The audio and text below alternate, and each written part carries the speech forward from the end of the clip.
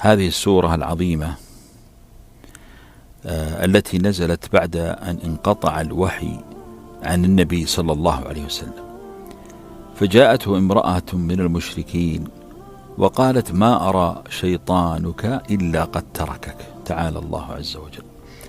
فأنزل الله سبحانه وتعالى سورة الضحى، وهذا هو كان سبب نزول هذه السورة المباركة العظيمة.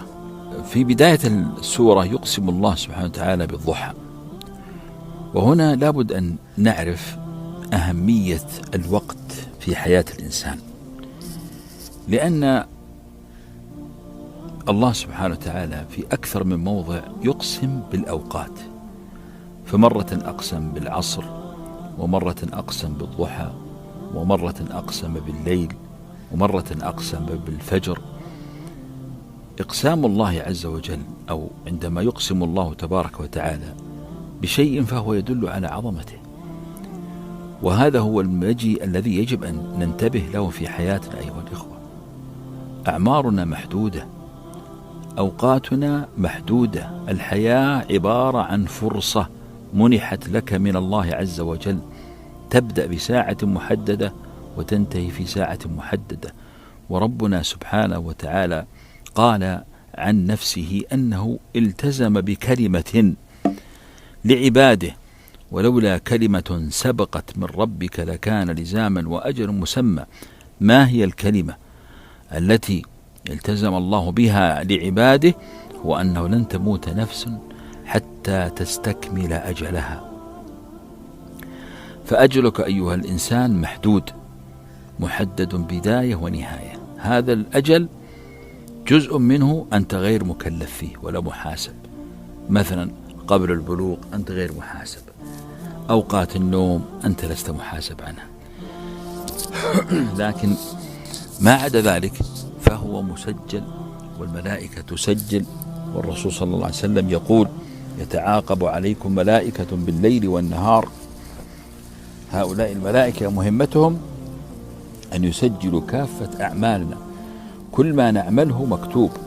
وأنا هنا أنبه إلى نقطة: البعض عندما تقول له أن الملائكة تسجل عليك الأعمال لا يلتفت سبحان الله إلا إلى أن الملائكة تسجل السيئات فقط. لا يا أخي، ليس بصحيح، ليس بصحيح. كم من الأعمال الطيبة التي أنت تسجلها وتعملها في حياتك. يعني مثلا اليوم مثلا من الصباح إلى المساء كم آية قرأت من كتاب الله، سواء كان في صلاتك أو خارج صلاتك. أنت قد تكون نسيتها لكنها ليست منسية عند الله عز وجل. كم خطوة خطوتها إلى بيت الله عز وجل عندما ذهبت إلى المسجد؟ الوضوء الذي توضأته كم مرة توضأت؟ ما هي الأجور التي ترتبت على هذا الوضوء؟ كم تحاتت من الخطايا عندما سلمت على يد أخ من إخوانك؟ أنت قد تكون نسيته لكن تحاتت ذنوبك بسبب سلامك على مؤمن. كم ابتسمت في وجه إنسان؟ كم من سلام سلمته على الناس؟ كم من دعاء دعوته؟ أنت لا تستطيع أن تحصي ذلك. من رحمة الله عز وجل وعدله بعباده أن الملائكة تسجل ذلك كله. فلا يذهب أخي الكريم عقلك عندما نقول أن الملائكة تسجل ما تعمله ليلا ونهارا إلى فقط موضوع السيئات، وأن الله يحصي هذا ليعذبنا. لا، الله عز وجل لم يحصي هذا الأمر ليعذبنا. الله ماذا يقول؟ يقول: وما يفعل الله بعذابكم إن شكرتم وآمنتم. أنت تشكر وتؤمن، ليش يعذبك الله عز وجل؟ ربنا رحيم كريم. ولذلك الوقت يجب أن يكون له أهمية عظمى في حياتك. إياك أن تفرط في هذا العمر، فأنت عبارة عن مجموعة أيام كما قال الحسن البصري. من أجمل من ذكر كلمة عن العمر الحسن البصري قال: يا ابن آدم إنما أنت أيام، إذا ذهب يومك ذهب بعضك. وهذا والله الحقيقة. عندما يذهب جزء من يومك فهذا معناه أنه ذهب ولن يرجع. لن تستطيع أن ترجع ما مضى، ولا تضمن أنت أنك ستأتي إلى غد أيضا. فلذلك استثمر يومك. يجب أن تكون نيتك حاضرة، يجب أن تكون دائما تحتسب. شوف، أنت تستطيع أنك تجعل هناك بركة في يومك، بركة في حياتك. عندما تحتسب نومتك تكون عبادة. كنا بننام في الليل، كلنا ننام في الليل يا إخواني.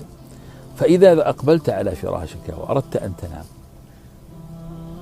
اقرأ الأدعية واقرأ الأذكار. ومن أعظم ما يقرأ عشان تجيب البركة في يومك من غدا، من أعظم الدعاء الذي علمه النبي صلى الله عليه وسلم لفاطمة وعلي بن أبي طالب، عندما قال: ألا أدلكما على خير من خادم.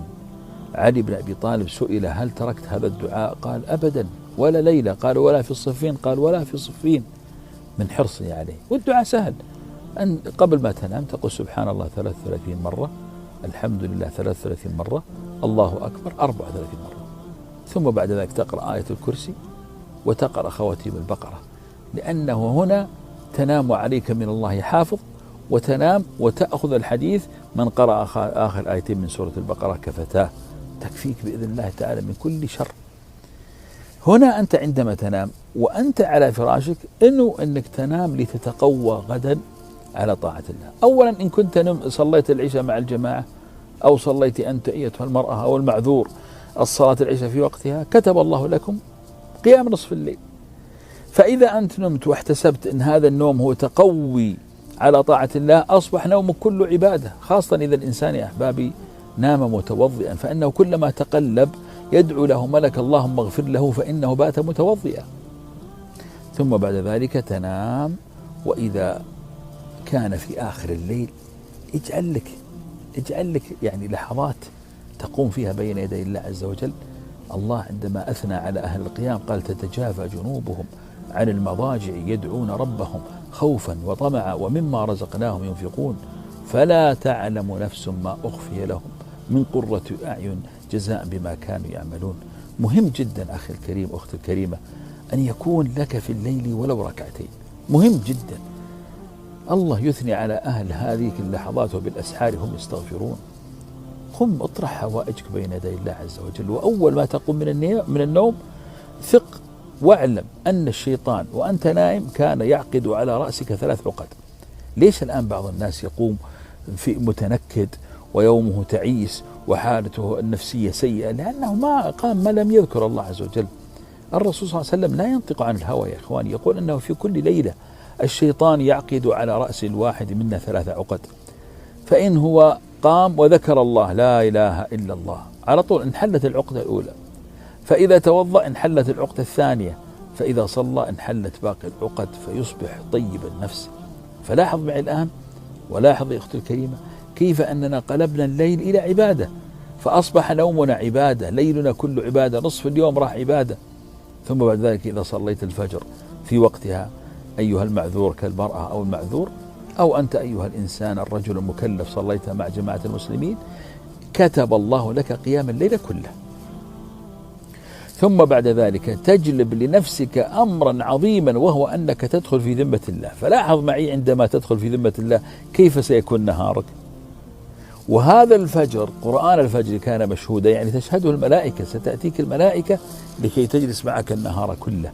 ولذلك الله عز وجل يحضرك إلى بيته أو يجعلك تقوم في هذه اللحظات حتى تشهد لك الملائكة أنك يعني أنهم تركوك وأنت في صلاة. ثم بعد ذلك كلما خرجت من بيتك ادع دعاء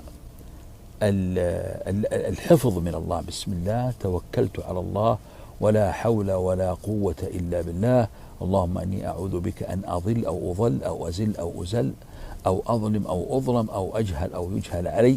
الحديث معروف، ابحثوا عنه. تدري ما الذي يحدث؟ عندما تخرج تترصد لك الشياطين فلا يستطيعون عليك، فيقولون: لماذا؟